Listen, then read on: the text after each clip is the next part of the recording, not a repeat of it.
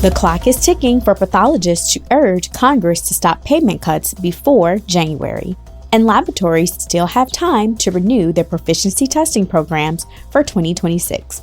Coming up next on the Path News Network. Welcome to the Path News Network Daily Edition, powered by the College of American Pathologists. I'm Brittany Riddle. Today is Tuesday, December 9th. Here's the latest news.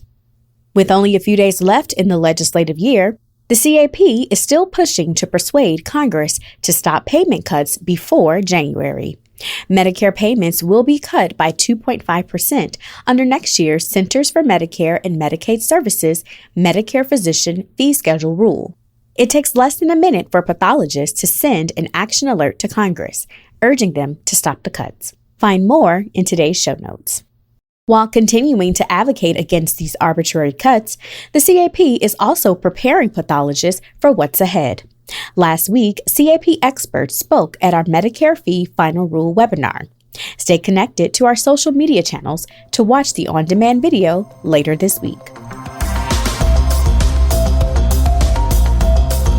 Pathologists, be sure to mark your calendars for the 2026 Pathologist Leadership Summit and Spring House of Delegates meeting, happening April 25th through 28th in Washington, D.C.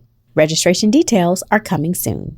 Finally, laboratories still have time to renew their participation in CAP proficiency testing programs for the coming year during the order renewal process.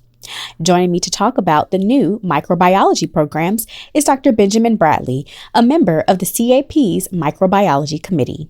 Dr. Bradley, welcome to Path News. You mentioned the dengue virus, which has been a trending topic globally this year in the news, and there's a new dengue virus program being offered.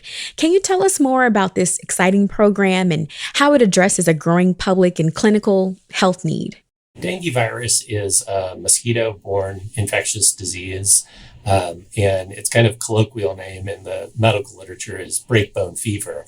And that really just highlights kind of how painful this condition is. It causes really bad joint pain, muscle pain, things like that. Folks can get really, really sick from this. And, historically, these dengue virus was kind of limited to certain geographic areas. But what we've started to see over time is that area where dengue can be continue to expand. And so we've actually had cases in the US that we've seen now of local transmission events.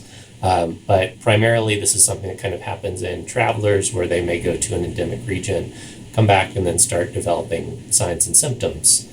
And in these situations of travelers who return with a fever, there's a very broad differential diagnosis you have to maintain, with dengue virus being one of them. So for labs to bring on dengue virus testing, to be able to identify this earlier, that can help clinicians get a sense of what they're dealing with. That might limit the number of additional tests they need to order, or maybe that would stop a physician from giving this patient unnecessary antibiotics or something like that along the way. So that's kind of really the big kind of impact of having this dengue virus serology available now in the labs. You're a member of the CAP's Microbiology Committee. What role does the committee play in identifying and developing new PT programs like these? Yeah, so, fortunately, it's a group of a lot of really great scientists and physicians. And we kind of try to anticipate sort of what emerging needs are. So sometimes it's because maybe some new technologies have come out, whether that's, molecular assays or serology assays that labs are starting to bring on. And we say, okay, there's kind of a critical mass here of testing that's available in the US or internationally. And we want to make sure that these labs are doing a good job with their testing, knowing that their testing is performing how it should be, and being able to compare that to their peers. So that's really what motivates us to bring on these PT programs. And for me in particular, something that I'm really interested in is kind of the role that clinical microbiology labs can play in public health and responding to emerging infectious diseases as well. So looking ahead, how do you see the evolution of PT programs shaping the future of microbiology testing and laboratory standards? With PT material, it really is kind of a two-way street. Obviously, we send this material to labs to make sure that they're policies and practices are in line, that they're getting detected results when it needs to be detected, or getting, if we're doing viral load testing, a viral load that's in that needed region. But there's also a flow of information back from the participants to the CAP where we can say, okay, let's get a sense of sort of what testing capacity exists in the US or internationally for identifying this pathogen, and what kind of platforms are being used. Are we seeing any differences between platforms or performance changes that might indicate maybe an assay needs to be updated or something like that? So kind of going back to the SARS-CoV-2 example, that virus was mutating a lot very early on when it was emerging, and there were some assays that were having target failures to detect it because of the mutations in the virus.